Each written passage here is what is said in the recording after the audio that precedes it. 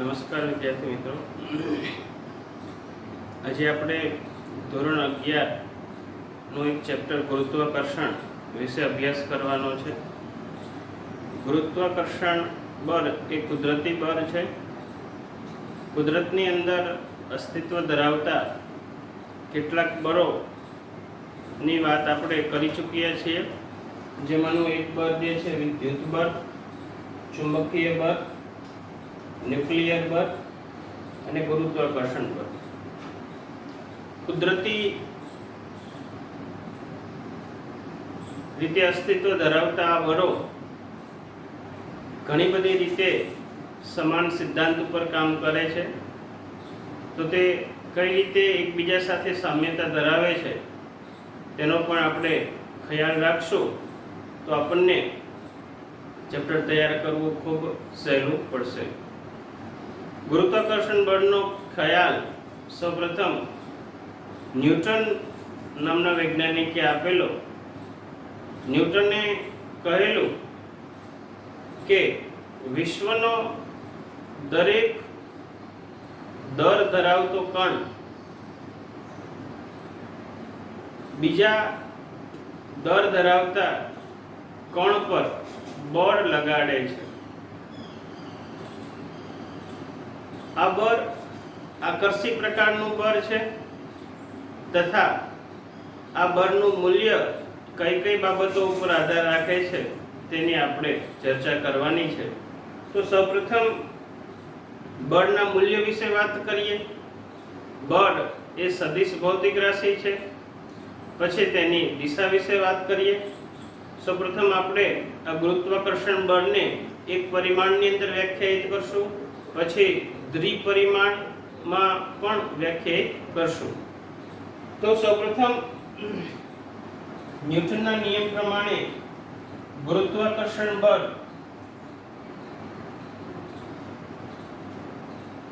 નું મૂલ્ય કઈ બાબત ઉપર આધાર રાખે છે તેની વાત કરીએ. ધારો કે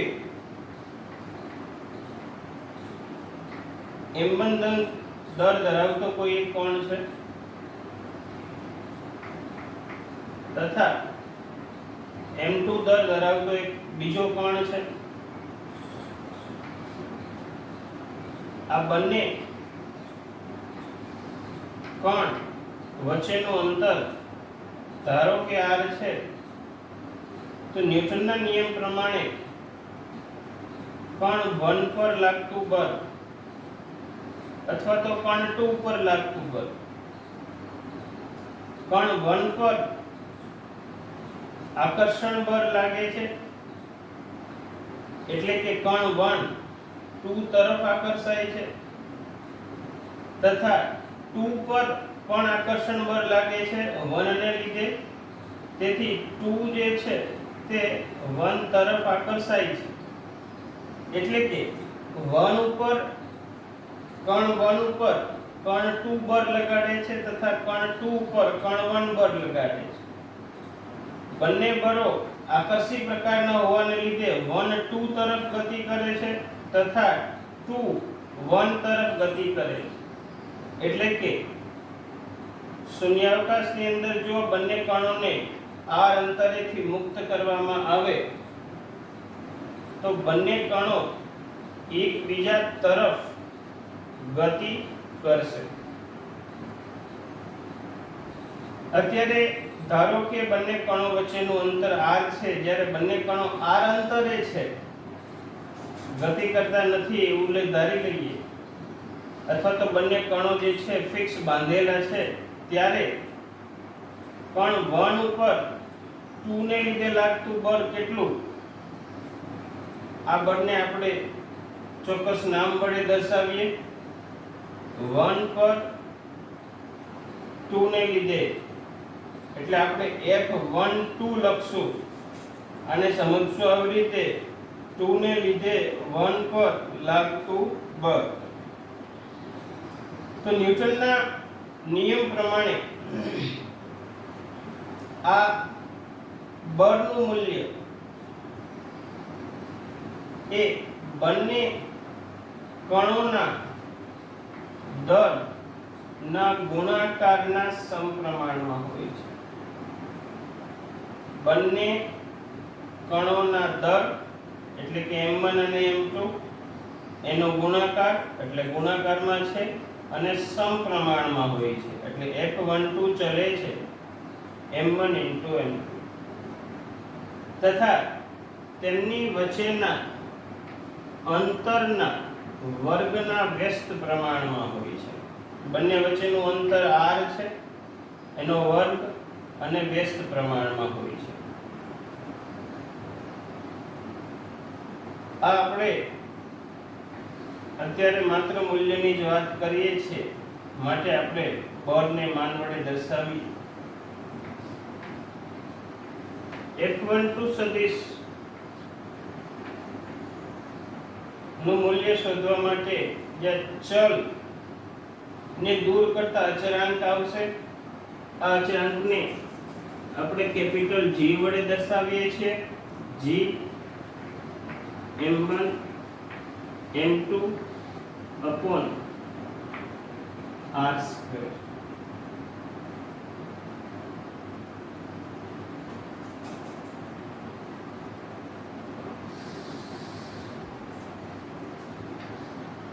અચળાંક G ને કહેવામાં આવે છે ગુરુત્વાકર્ષણ નો સાર્વત્રિક અચળાંક. આ અચળાંકનું ફિક્સ મૂલ્ય છે 6.67 into 10⁻⁻11 Newton into meter square per kg square.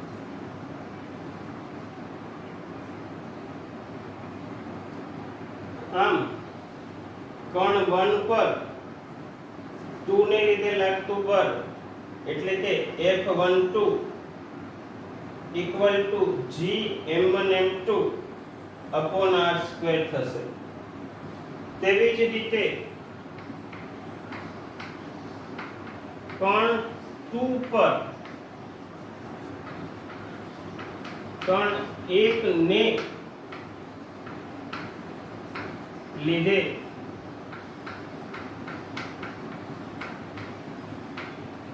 લાગતું બળ જેને આપણે F21 વડે દર્શાવશું.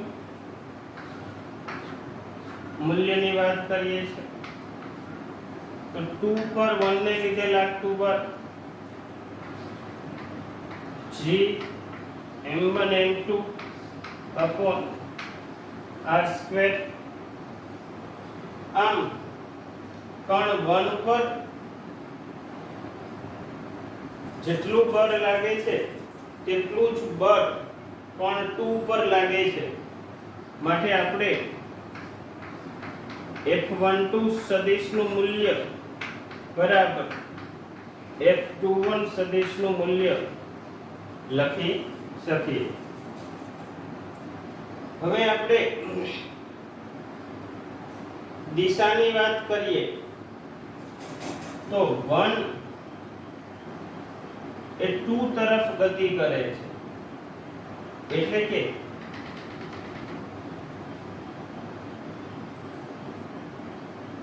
ધારો કે આ કોઈ દિશાને આપણે x દિશા સમજીએ તો 1 ધન x દિશામાં ગતિ કરે છે તથા 2 એ ઋણ x દિશામાં ગતિ કરે છે. બંને કણ પર લાગતા બળની દિશા એકબીજાની વિરુદ્ધ દિશામાં છે. મૂલ્ય સમાન છે અને દિશા વિરુદ્ધ છે માટે આ બંને બળોને સદિશ સ્વરૂપે આપણે F12 સદિશ equal to minus F21 સદિશ વડે પણ દર્શાવી શકીએ.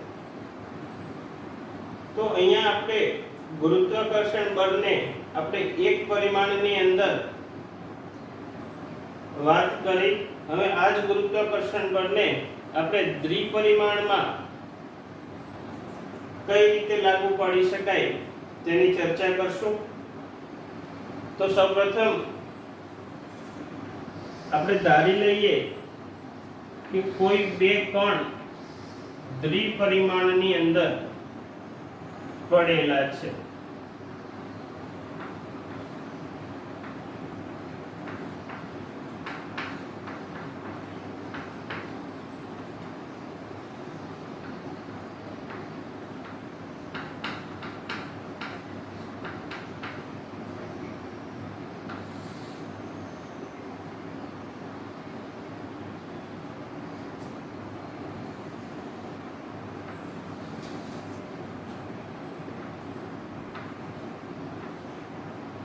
અહીંયા આપણે દ્વિપરિમાણમાં એક પરિમાણ x અક્ષ લીધું છે, બીજું પરિમાણ y અક્ષ લઈએ છીએ.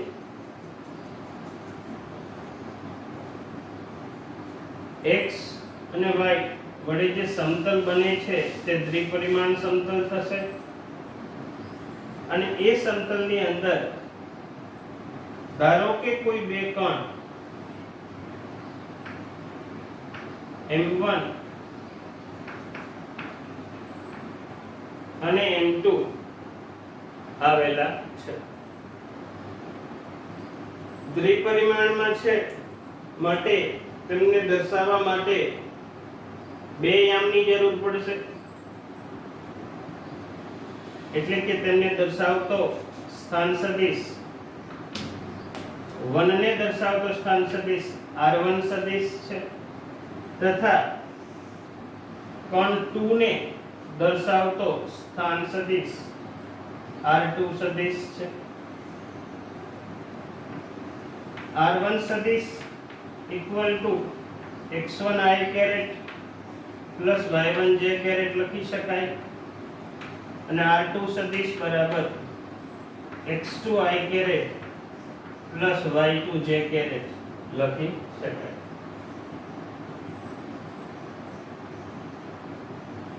સૌપ્રથમ આપણે કણ 1 પર લાગતા બળના મૂલ્ય વિશે વાત કરીએ તો ન્યૂટનના નિયમ પ્રમાણે બે કણ પર લાગતું બળ બંને કણોના દળના ગુણાકારના સમપ્રમાણમાં તથા તેમની વચ્ચેના અંતરના વર્ગના વ્યસ્ત પ્રમાણમાં હોય છે. બંને કણોના દળ તો આપણને આપેલા છે, બંને કણોના સ્થાન સદિશ આપણને આપેલા છે. હવે આપણું કામ બે કણ વચ્ચેના અંતર શોધવાનું રહેશે. તો સદિશની અંદર આપણે ભણી ગયા કે કણ 1 નો સ્થાન સદિશ r1 સદિશ, કણ 2 નો સ્થાન સદિશ r2 સદિશ હોય તો બંને કણો વચ્ચેનું અંતર આપણે બે રીતે દર્શાવી શકીએ.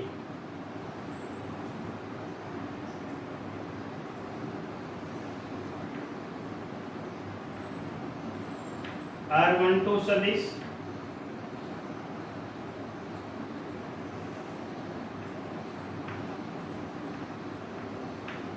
r21 સદિશ બે રીતે દર્શાવી શકીએ. r12 સદિશ એટલે કે 1 થી 2 વચ્ચેનું અંતર દર્શાવે છે તથા r21 સદિશ પણ 1 અને 2 વચ્ચેનું અંતર દર્શાવે છે. r12 સદિશ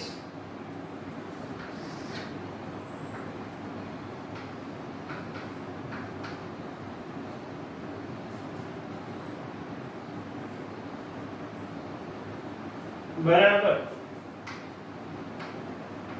r2 સદિશ માઈનસ r1 સદિશ થશે તથા r21 સદિશ બરાબર r1 સદિશ માઈનસ r2 સદિશ થશે. r12 સદિશ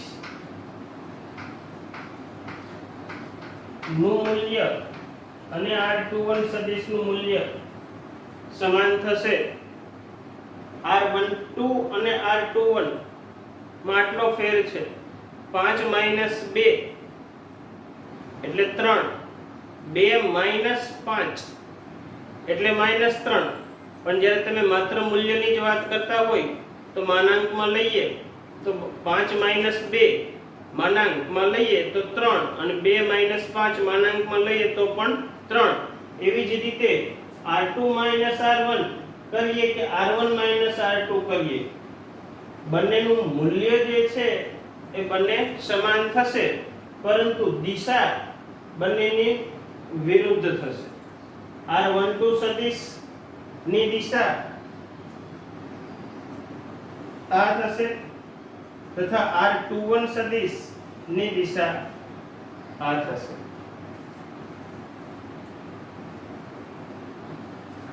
f12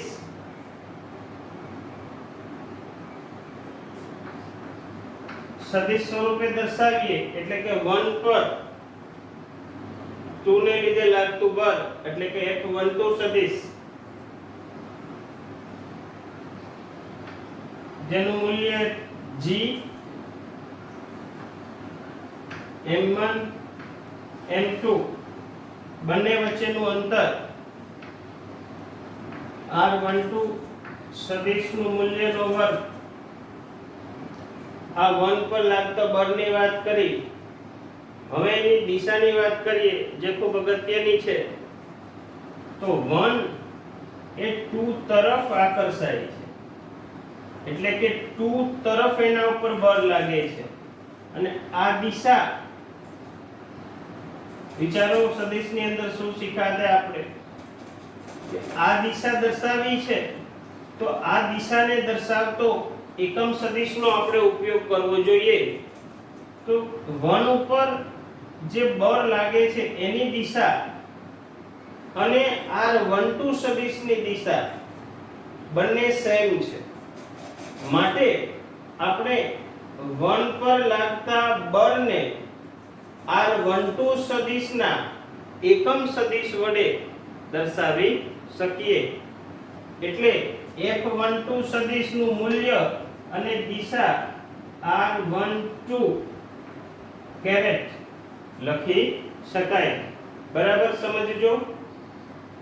1 પર લાગતું બળ ની દિશા આકર્ષી પ્રકારનું બળ છે એટલે 1 2 તરફ આકર્ષાય છે એટલે કે 1 પર બળ એ 2 1 અને 2 ને જોડતી દિશા પર જોડતી લાઈન ઉપર લાગે છે એટલે 1 ઉપર લાગતું બળની દિશા અને r12 સદિશની દિશા બંને સમાન છે. માટે 1 પર લાગતા બળને r12 સદિશના એકમ સદિશ વડે દર્શાવી શકાય. તેવી જ રીતે 2 ઉપર લાગતા બળ વિશે વિચારો. f21 સદિશ બરાબર g m1 m2 upon r21 સદિશ નો મૂલ્ય નો વર્ગ. હવે 2 પર લાગતું બળ આ દિશામાં હશે કારણ કે 2 જે છે 1 તરફ આકર્ષાય છે અને 2 પર લાગતા બળની દિશા અને r21 સદિશની દિશા બંને સમાન છે. માટે 2 પર લાગતા બળને r21 સદિશના એકમ સદિશ વડે દર્શાવી શકાય. એટલે કે અહીંયા r21 સદિશનો એકમ સદિશ લખી શકાય. તો અહીંયા આપણે દ્વિપરિમાણમાં ગુરુત્વાકર્ષણ બળ વિશે વાત કરી. ગુરુત્વાકર્ષણ બળનું મૂલ્ય ખૂબ સિમ્પલ છે g m1 m2 r². એમની દિશા કઈ રીતે દર્શાવીએ છે તે ખૂબ અગત્યનું છે તો તેના વિશે જે છે ખાસ જોઈ લેજો. હવે આપણે આગળ અભ્યાસ કરીએ.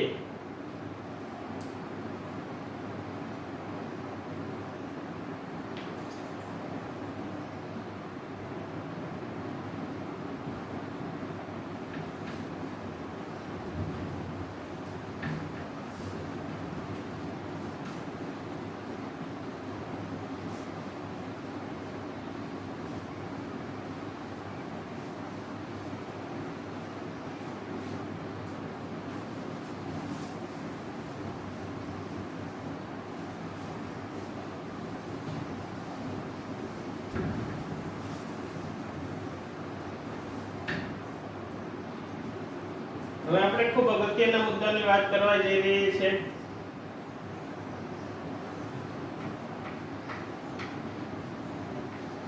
ગોળીય કવચ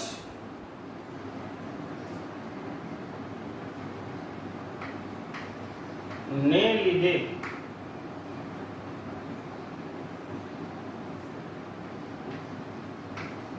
બીજા બિંદુવત પદાર્થ પર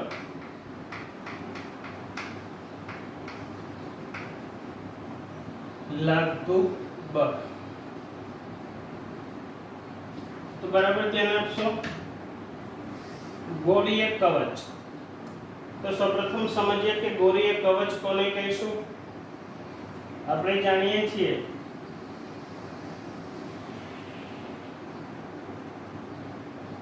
કે કોઈ ગોળો છે જેમાં અંદર કોઈ દ્રવ્ય નથી, એટલે કે પોલો ગોળો, તો પોલા ગોળાને ગોળીય કવચ કહેવામાં આવે છે.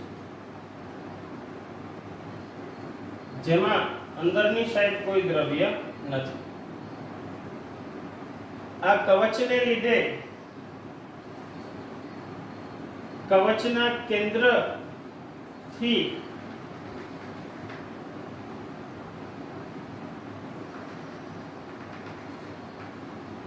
આર અંતરે આવેલ બિંદુવત કણ જેનું દર સ્મોલ m છે તેના પર લાગતા બળ વિશે આપણે ચર્ચા કરવાની છે. ગોળીય કવચ નું કુલ દર કેપિટલ M છે તેવું ધારી લઈએ.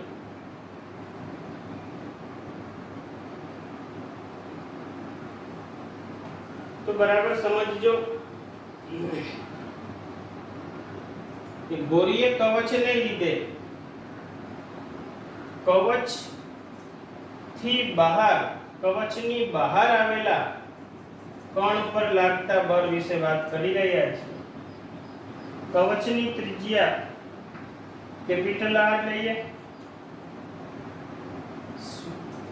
કવચના કેન્દ્રથી સ્મોલ r અંતરે m દરનો કોણ રહેલો છે, એટલે આ કેસને આપણે 1 કહીએ કે જેમાં r greater than capital R છે. યાદ રાખજો બરાબર. Small r greater than capital R એટલે કે જ્યારે કણ કવચની બહાર હોય ત્યારે તેના પર લાગતા બળ વિશે વાત કરી રહ્યા છીએ. તો આ કેસની અંદર સ્મોલ m દર ધરાવતા કણ પર લાગતું બળ શોધવા માટે કવચ નું સમગ્ર દર, બરાબર સમજો, કવચ નું સમગ્ર દર તેના કેન્દ્ર ઉપર બિંદુવત રીતે કેન્દ્રિત થયેલું છે તેવું વિચારીને સ્મોલ m પર લાગતું ગુરુત્વાકર્ષણ બળ શોધી શકાય છે. બરાબર યાદ ધ્યાન આપશો હું શું કહી રહ્યો છું. જ્યારે કણ કવચની બહાર હોય તેવા કેસ માટે સમગ્ર કવચનું દર તેનો કેન્દ્ર, ધારો કે આ જે છે કવચને હું અહીંયા ડ્રો કરું છું, અહીંયા સ્મોલ m દરનો પદાર્થને ડ્રો કરું છું, અહીંયા કવચનું કેન્દ્ર ક્યાંક આવેલું હશે, આ ઉપરની આકૃતિ નીચે જ બનાવું છું, પરંતુ અહીંયા સમગ્ર કવચના દરને હું કેન્દ્ર ઉપર કેન્દ્રિત થયેલું વિચારી લઉં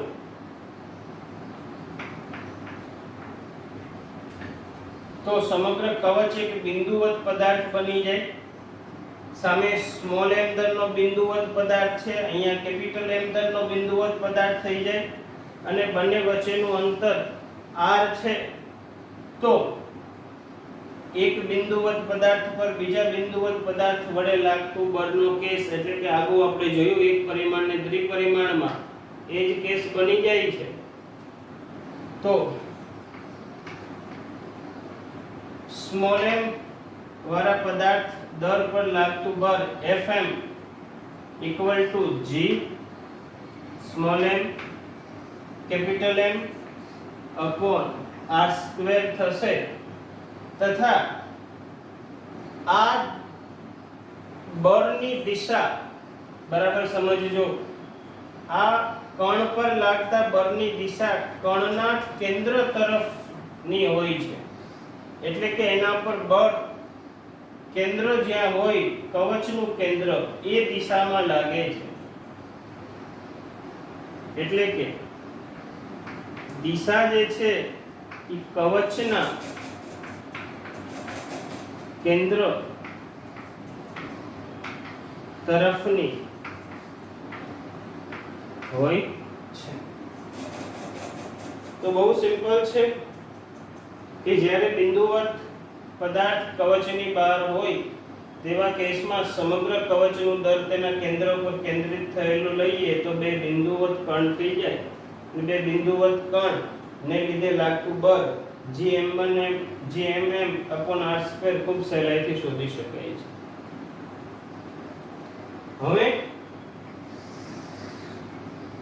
કેસ 2 લઈએ.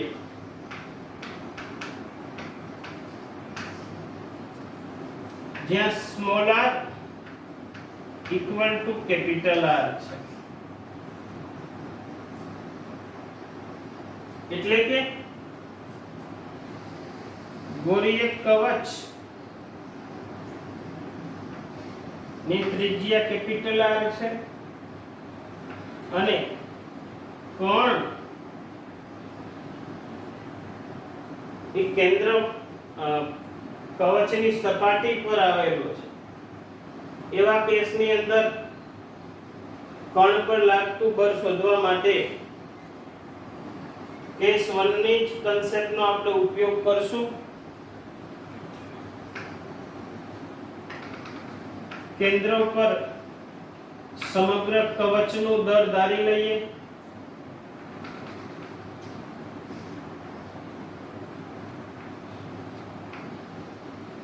સપાટી પર કણ આવેલો છે એટલે કે કેપિટલ R અંતરે આવેલો છે.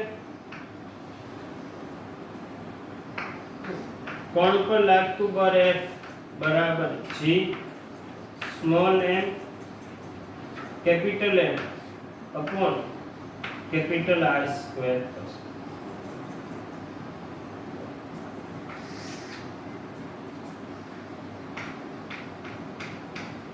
Case 3 small r less than capital R, એટલે કે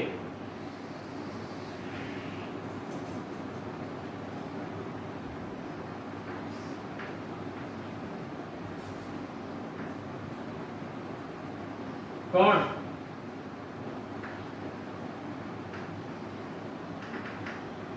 કવચની અંદર આવેલો હોય.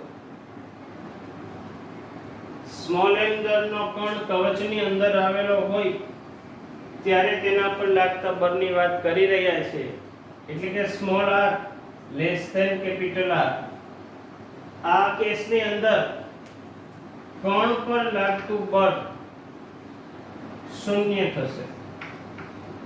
F equal to 0. કેમ શૂન્ય થશે તે તમે વિચારી શકો છો કે સમગ્ર કવચને સૂક્ષ્મ સૂક્ષ્મ ભાગની અંદર વિભાજિત કરેલો વિચારો.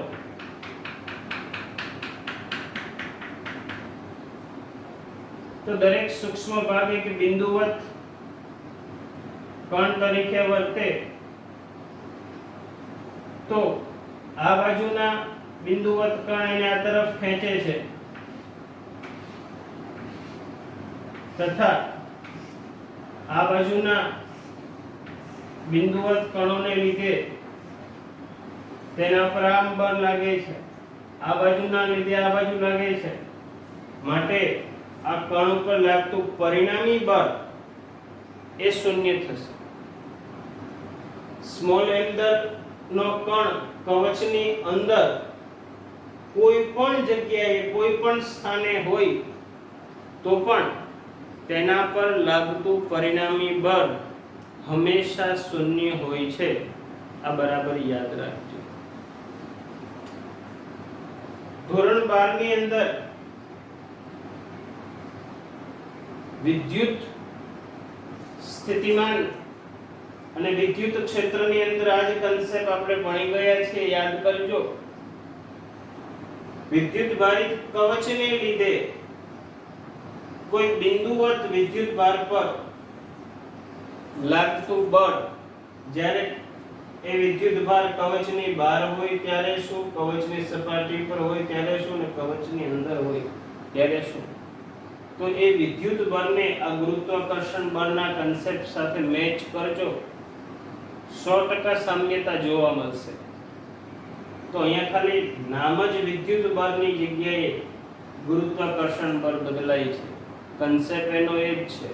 જો સમજીને તૈયાર કરશો તો આખું ચેપ્ટર તૈયાર કરવું નહીં પડે, ખાલી નામ જ બદલવા પડશે કે જ્યાં જે વિદ્યુત બળ આવે છે ત્યાં માત્ર તમારે ગુરુત્વાકર્ષણ બળ શબ્દ વાપરવાનો છે. પણ એ સમજણ હશે તો થશે. તો અહીંયા આપણે ગોળીય કવચને લીધે બીજા બિંદુવત પદાર્થ પર લાગતું બળ વિશે ચર્ચા કરી. હવે આની જ અંદર આગળ વધીએ.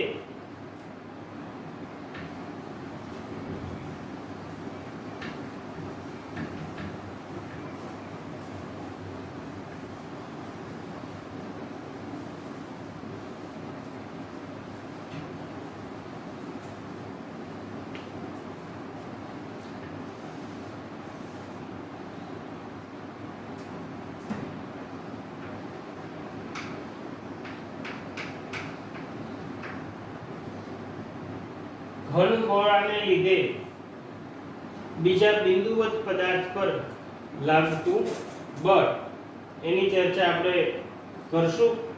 અહીંયા 3 કેસ જોયા, એ જ પ્રકારના 3 કેસ કે જ્યારે બિંદુવત કણ ઘન ગોળાની બહારની સાઈડ હોય, ઘન ગોળાની સપાટી પર હોય અને ઘન ગોળાની અંદર હોય.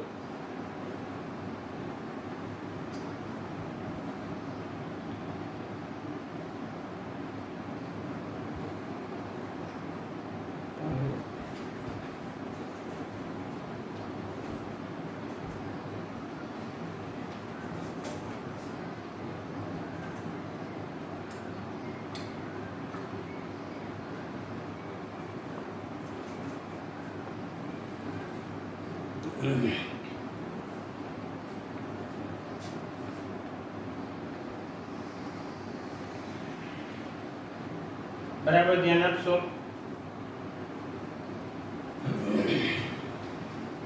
આ એક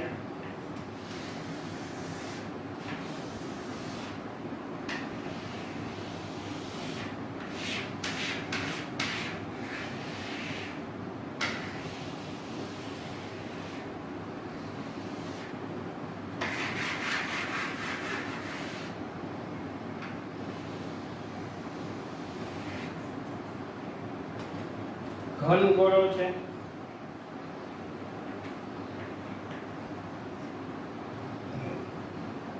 કુલ દર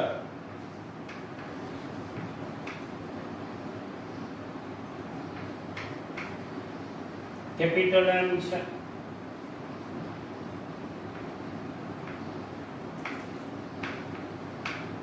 દર ઘનતા રો છે.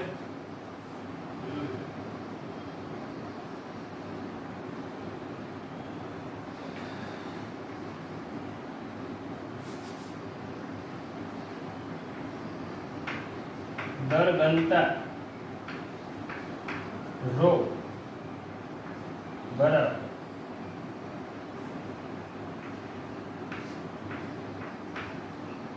દળના છેદમાં કદ. દર કેપિટલ M, ગોળાનું કદ ધારી લઈએ કે ગોળાની ત્રિજ્યા કેપિટલ R છે, તો કદ 4/3 r ઘન થશે.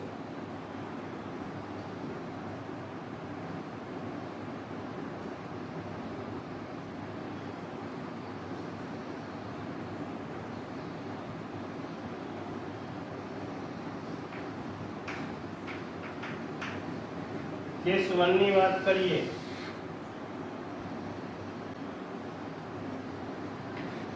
Small r greater than capital R, એટલે કે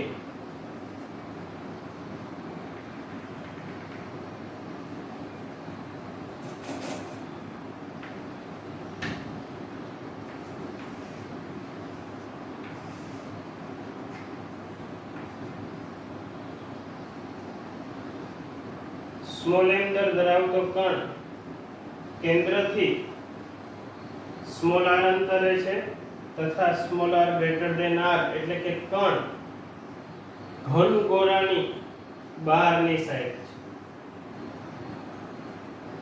તો આ કેસમાં, કવચના કેસમાં અને ઘન ગોળાના કેસમાં સેમ કન્સેપ્ટ લાગુ પડશે. તો કવચની જેમ સમગ્ર ઘન ગોળાનું દર તેના કેન્દ્ર પર કેન્દ્રિત થયેલું છે.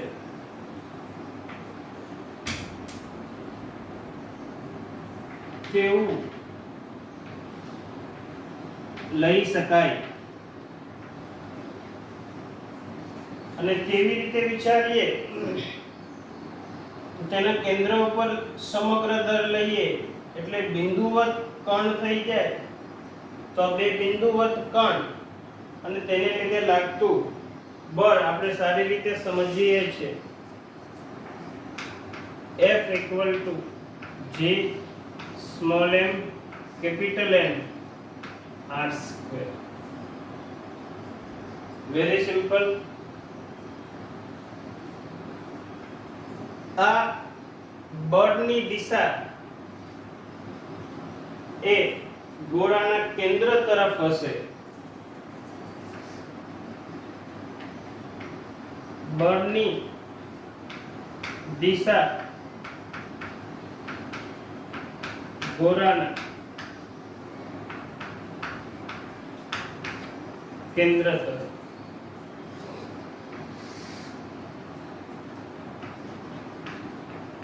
કેસ 2 ની વાત કરીએ, small r equal to capital R, એટલે કે ઘન ગોળાની સપાટી ઉપર સ્મોલ m દરનો કણ છે. આ કેસ માટે પણ કવચના કેસની જેમ જ વિચારીએ. ઘન ગોળાનું સમગ્ર દર તેના કેન્દ્ર પર કેન્દ્રિત થયેલું વિચારી શકાય.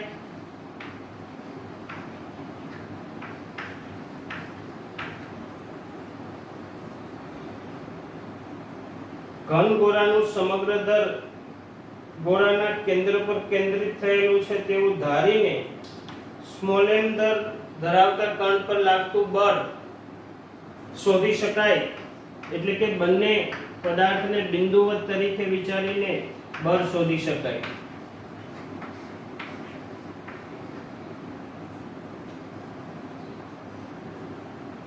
બળની દિશા કેન્દ્ર તરફની હશે, કારણ કે ગુરુત્વાકર્ષણ બળ એ આકર્ષી બળ છે.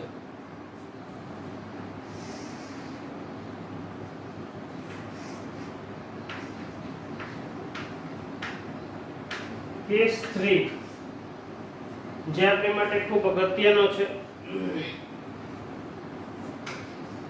Small r less than capital R, એટલે કે આ ઘન ગોળો છે,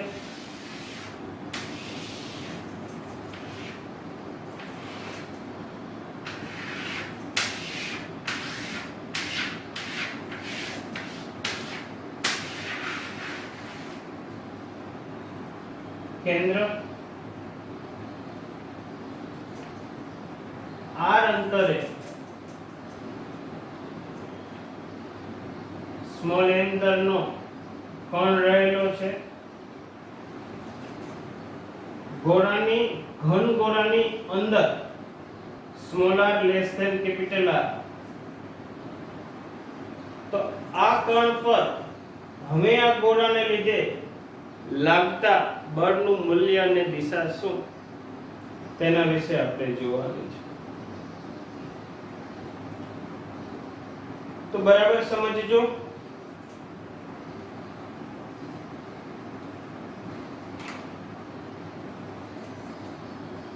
ગોળો કેન્દ્રથી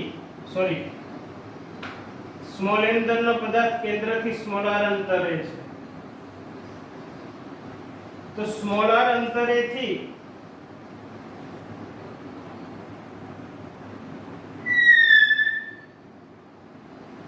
સમગ્ર ઘન ગોળાને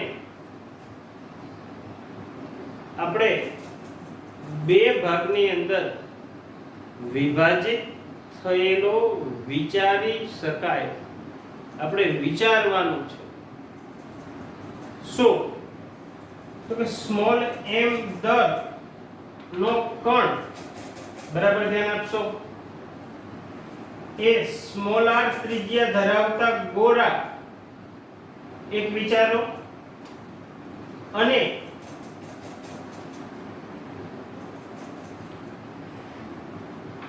capital R minus small r એટલે કે આટલો ભાગ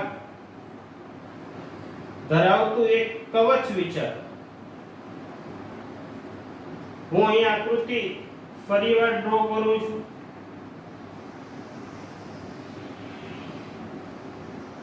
તો કેમેરામાં દેખાય છે.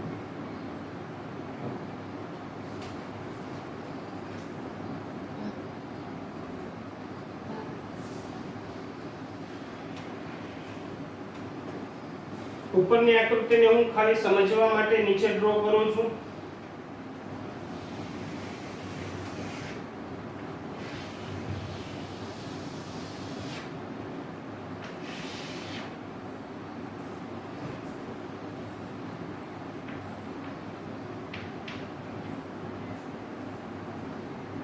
Capital R minus small r જાડાઈનું કવચ છે તથા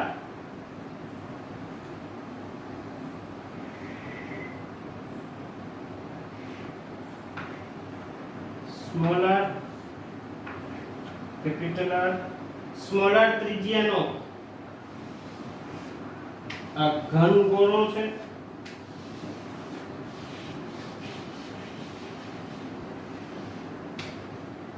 અને આપણો પદાર્થ અહીંયા આવેલો છે.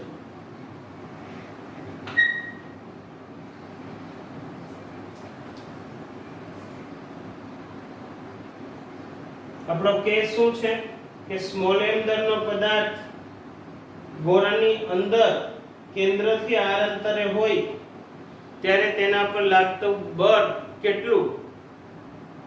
તો કેન્દ્રથી r અંતરે હોય એવા કેસ માટે આપણે સમગ્ર ઘન ગોળાને બે ભાગમાં વિભાજિત થયેલો છે તેવું વિચારીએ, ધારી લઈએ કે સ્મોલ r ત્રિજ્યાનો એક ઘન ગોળો અને capital R minus small r ત્રિજ્યાનું એક ગોળીય કવચ વિચારીએ તો બરાબર સમજજો.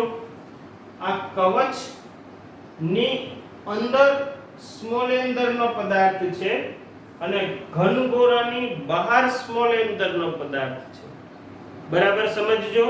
આ સ્મોલ m દરના પદાર્થનું સ્થાન હું બોલું છું તો સ્મોલ m દરનો પદાર્થ એટલે કે બિંદુવત પદાર્થ છે જે r માઈનસ r ત્રિજ્યા ધરાવતા કવચની અંદરની સાઈડ આવેલો છે અને સ્મોલ r ત્રિજ્યા ધરાવતા ઘન ગોળાની બહારની સાઈડ આવેલો છે તેવું વિચારી શકાય. સ્મોલ m દરના પદાર્થનું સ્થાન તો તેવી રીતે વિચારીએ તો r - r ત્રિજ્યા એટલે કે આ દર ની ગોળીય કવચની અંદરની સાઈડ આવેલું છે. તો હમણાં અગાઉ આપણે થિયરીમાં જોયું કે કવચની અંદર આવેલા કણ પર કવચને લીધે કોઈ પણ પ્રકારનું બળ લાગતું નથી. તો આ કેપિટલ R - સ્મોલ r ત્રિજ્યાના કવચ એટલે કે આ દર જે રહ્યું છે ઘનગોળાનું, આ દરને લીધે આ જે હું ડ્રો કરું છું લાઈન, આ દરને લીધે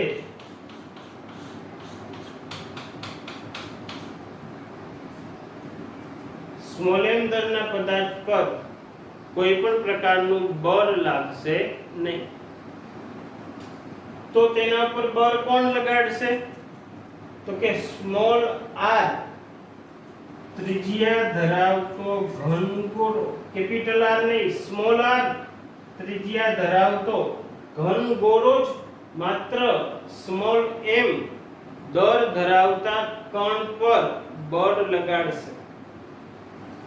તો આપણે જાણીએ છીએ કે સ્મોલ m દરનો પદાર્થ એ સ્મોલ r ત્રિજ્યા ધરાવતા ઘનગોળાની સપાટી ઉપર છે. તો એવા કેસમાં આ સ્મોલ m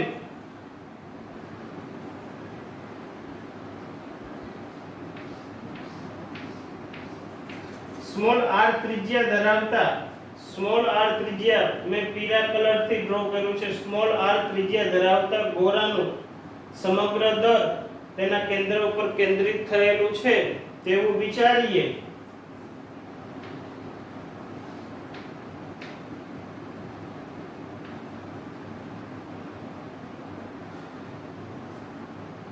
તો આપણે ખૂબ સહેલાઈથી સ્મોલ m દર પર લાગતું બળ શોધી શકીએ. આ m નહીં થાય, m ડેશ લખવું પડશે કારણ કે કેપિટલ M છે એ સમગ્ર ઘનગોળાનો દર છે. આપણા કેસમાં ખાલી સ્મોલ r ત્રિજ્યાનો ગોળો છે તે જ સ્મોલ m દર ધરાવતા કણ પર બળ લગાડે છે. માટે સ્મોલ r ત્રિજ્યાના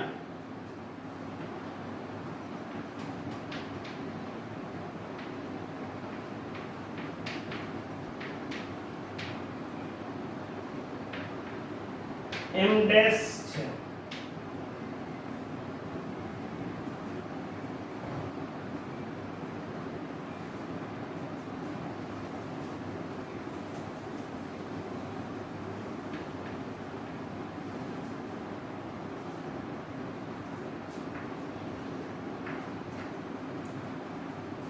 તો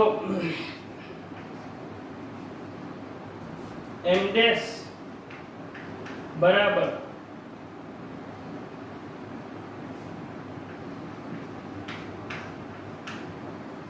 m ડેશ દર બરાબર ઘનતા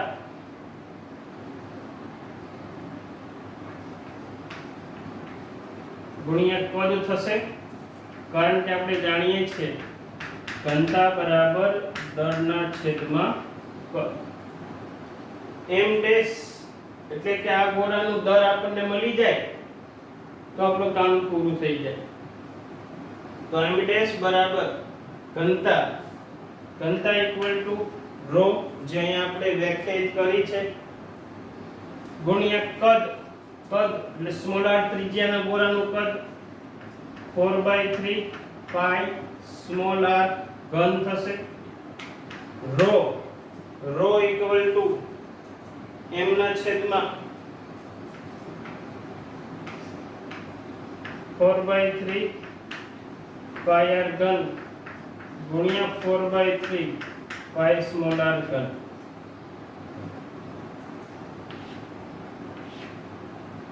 four by three pi cancel થશે.